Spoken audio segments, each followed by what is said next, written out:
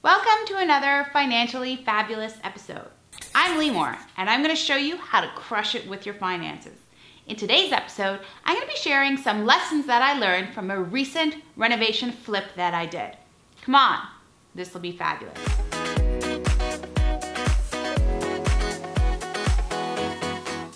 So for the last month, I have been super busy with a renovation. Now, I'm sure most of you know that I do a lot in real estate, and I don't generally do flips too much, but this opportunity presented itself and I thought, hey, I might as well push myself outside of my comfort zone, and I embraced it and went for it. So I wanted to share with you the 5 biggest lessons that I learned from this particular renovation flip.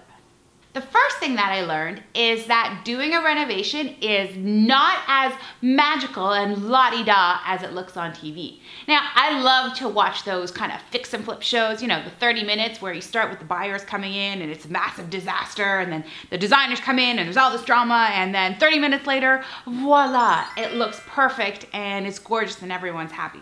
It is definitely not that easy, and it's definitely not that magical.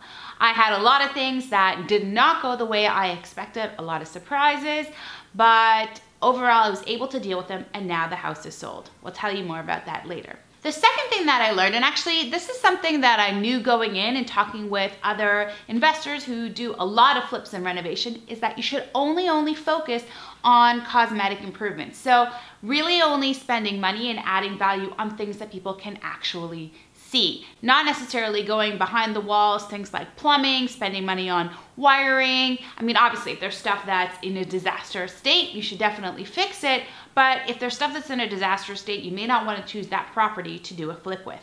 So this particular project focused really only on things that you can see that would increase the value of the property and make it more exciting to a prospective buyer. First thing that we did was painting. Oh, we painted everything from the columns outside to every single bedroom, every single room in the whole house, and actually even the ceilings. So made it all nice and neutral and very exciting and beautiful for a new prospective buyer to want to move in.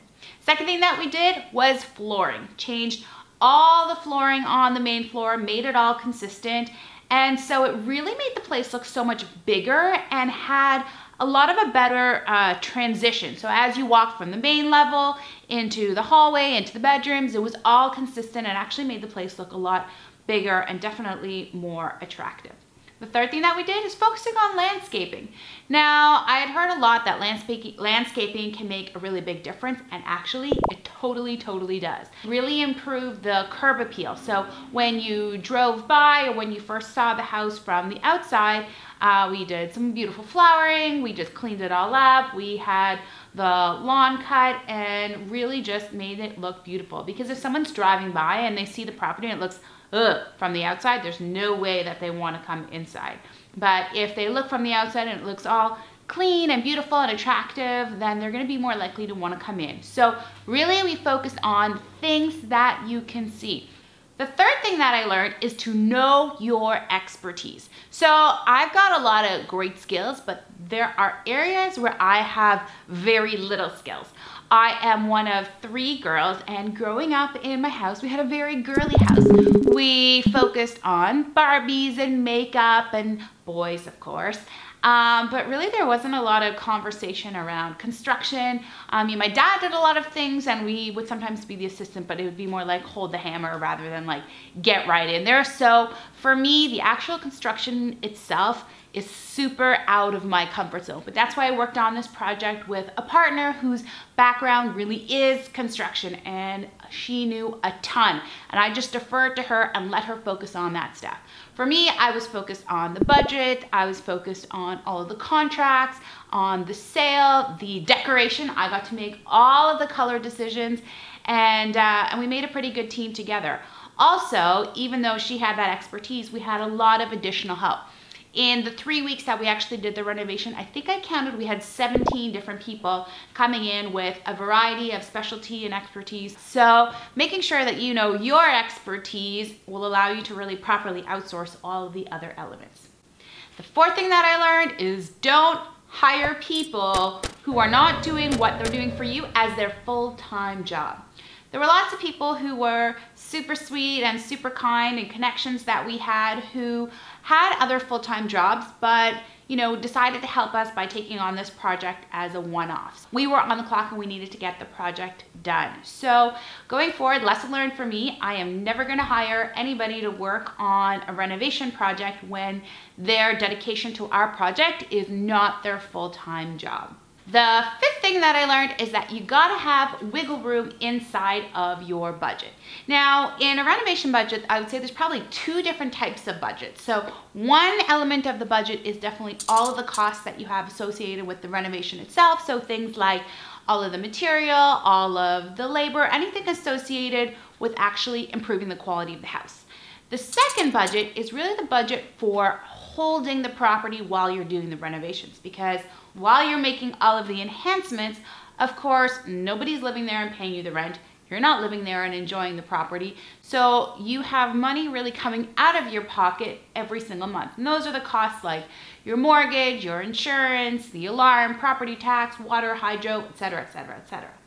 And so you have to know how much it's going to cost you. Now, I'm not a big fan of the slogan, time is money. I know lots of people say, oh, time is money, time is money. Generally, I never say that. I think time is more important than money. I think time is everything that we've got. But in the instance of a renovation or a flip, time is money. So if it's going to take you several months to finish the renovation, you have to pay those holding costs month after month after month.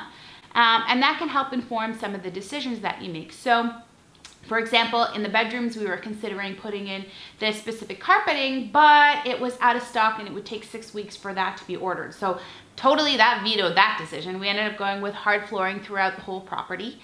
And, also you want to get the renovation done as quickly as possible, but also know that when you're selling the property, the person who's buying or the family that's buying the property may not be able to move in right away. So you want to make sure that you know how much your holding cost is every single month after you have finished the renovation, because if they want to move in or 2 to 3 months, just want to make sure that their offer, while it may look a lot higher than some of the other offers, may actually work out to be the same or even less if you take into consideration all of your holding costs. So I bet you're wondering how this deal went through, how this property, and let me just say, cha-ching, cha-ching, cha-ching, cha-ching.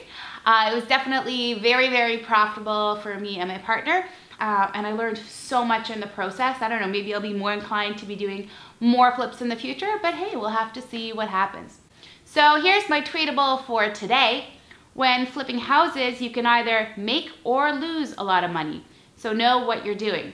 Even though flips is not a big part of my business, trust me, I know exactly what I'm doing, and I've got lots of people who can give me advice and expertise when I run into a variety of hiccups. So, if you're watching those fix and flip shows and you want to give it a whirl, by all means go ahead, but make sure you plan ahead and you know what you're doing.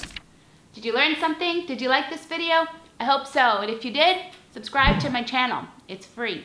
And if you want even more tips and tricks to make your finances fun and exciting, come on over to Limor.money. I got lots of great resources for you to download. Remember, I'm not here to change who you are or how you live your life. I just have strategies to make you even more financially fabulous. Thank you so much for watching. I'll catch you next time. Till then, stay fabulous. So the deal that you're looking at, you have to redo the plumbing and the electrical, and you have to do what up with the insulation? What? I don't think that's gonna be worth it. No, you want it to be super quick and you wanna make some serious moolah.